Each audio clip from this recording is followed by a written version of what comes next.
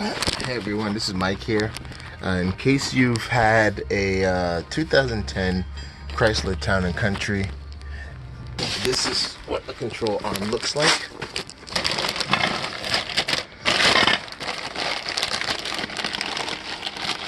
The control arm, I just installed this one. Still have some work to do on this. It's this part here that hooks into the body, the frame, through 2 points. One point here, and then there's a second point there.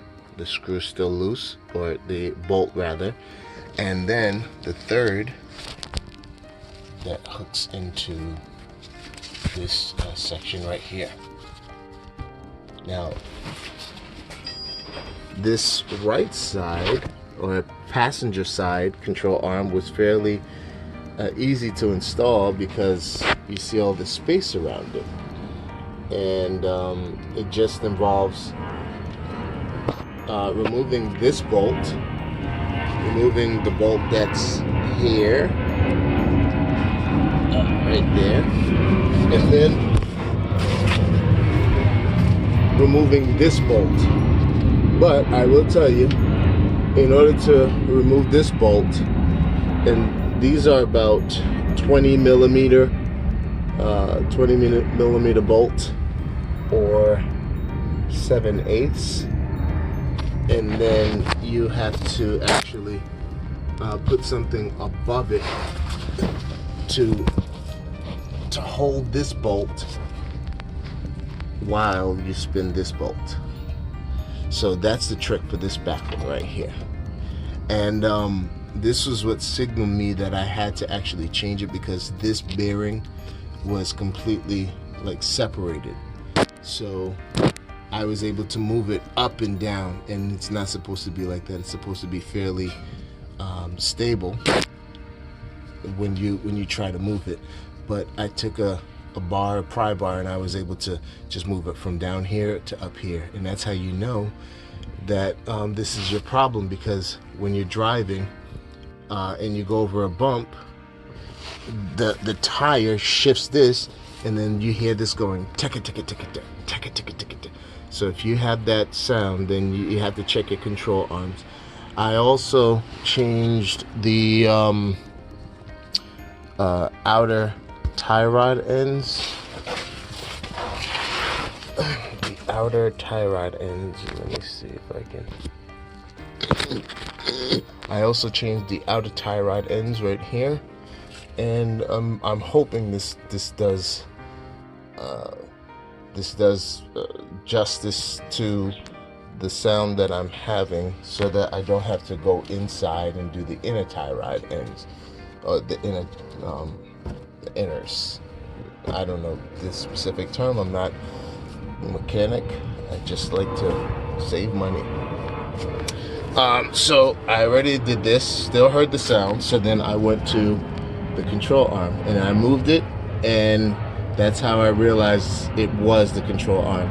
And I would tell anyone to avoid my mistake of going out and getting things. Just check it first. Just come down here and check everything, move it, twist it. These are solid. And just see what you need before you start buying things. And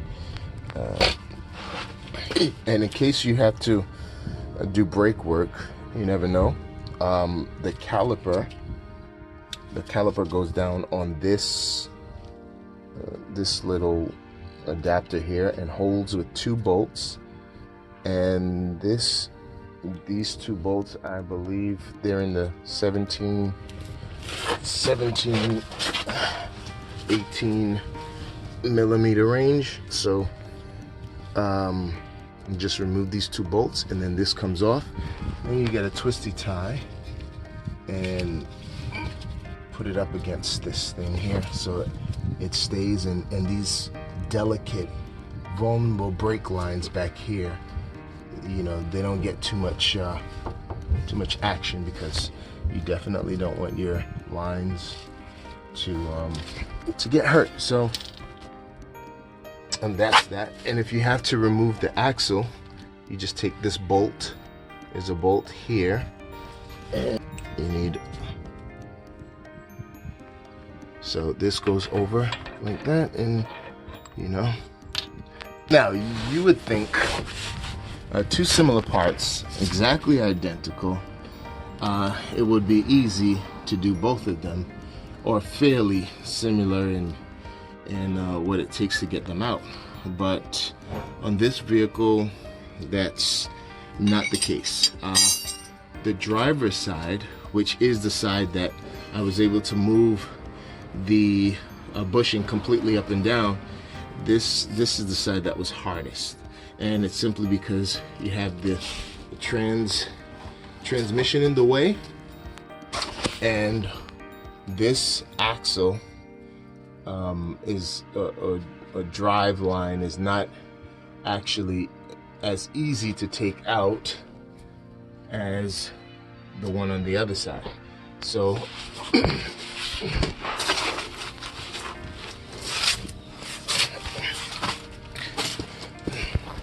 I was actually able to move this, push this through, and pull this out and take it out fairly easy on the other side, but not so on this side. So in order to get it out,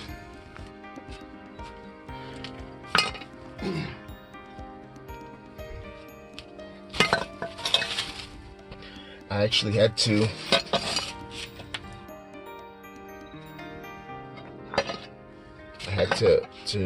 cut this one. Just, did I have it? Oh, it's upside down. I had to cut it to get it out, and specifically, I got this one out, which is back here. I was able to get that out freely, right? But this one, which goes in here,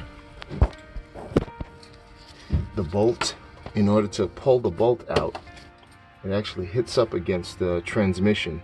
So I had to cut it so that I could move this around without this part being stuck.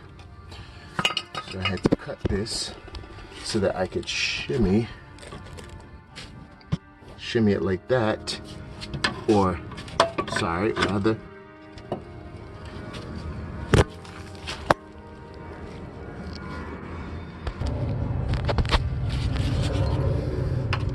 so this bolt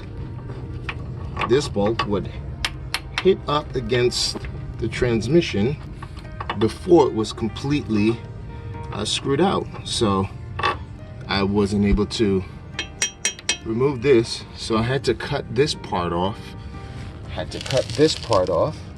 So that I could rotate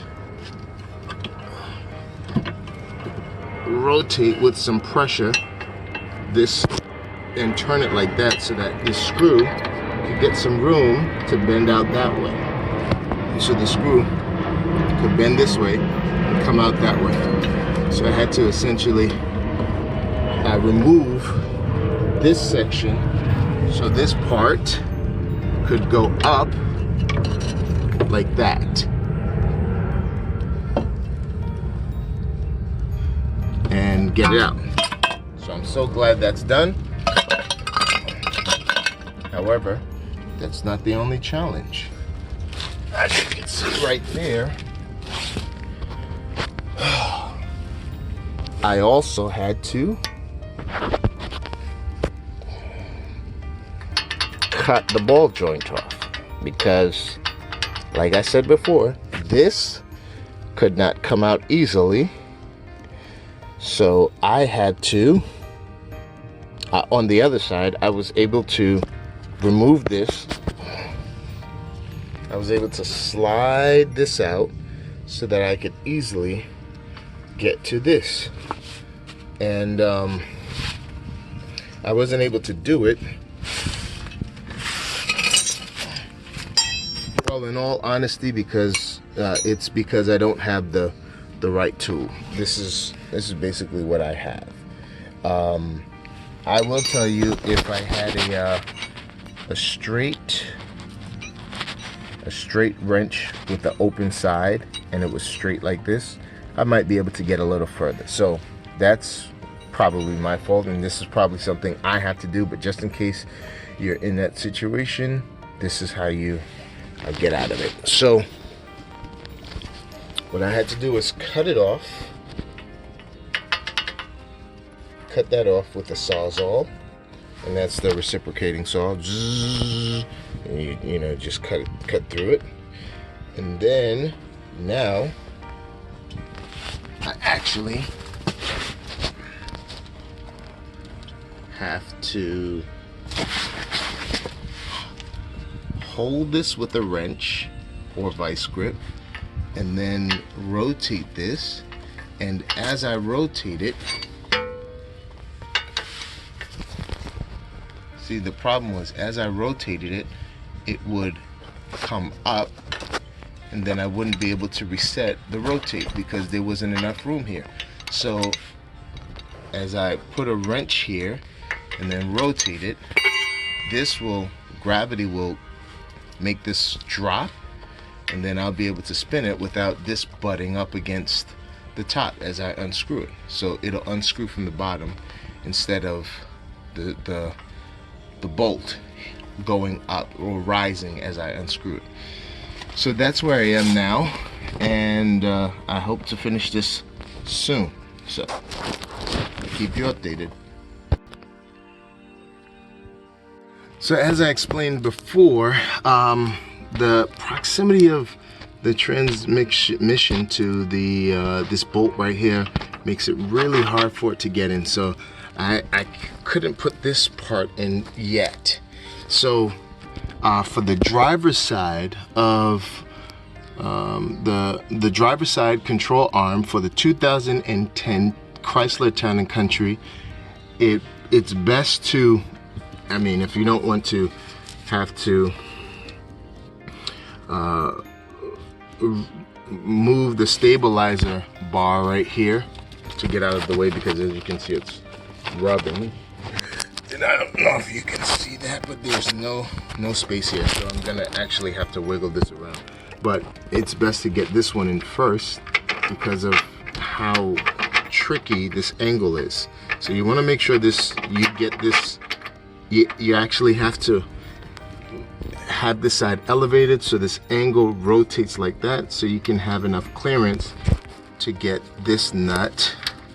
You kind of have, it's down here, and then you have to wiggle it until it can slide past this point, and you have this room right here. Now we can worry about getting this side in, and then putting the ball joint in right, where is it? Right here. Okay, so I'm going to attempt to get this in, and you might need a hammer. I don't know how this will sound over the audio, so you might want to protect your ears or whatever. But I'm gonna have to bang.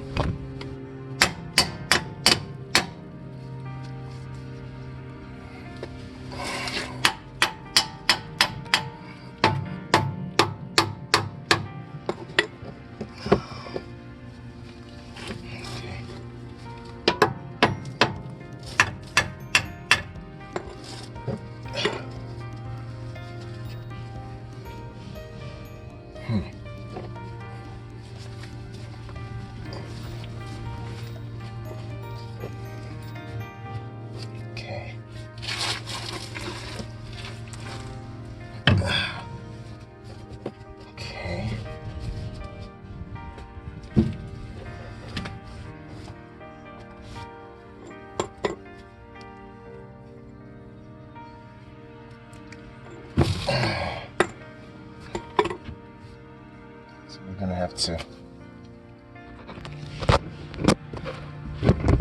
So I had to knock it in so that it would stay.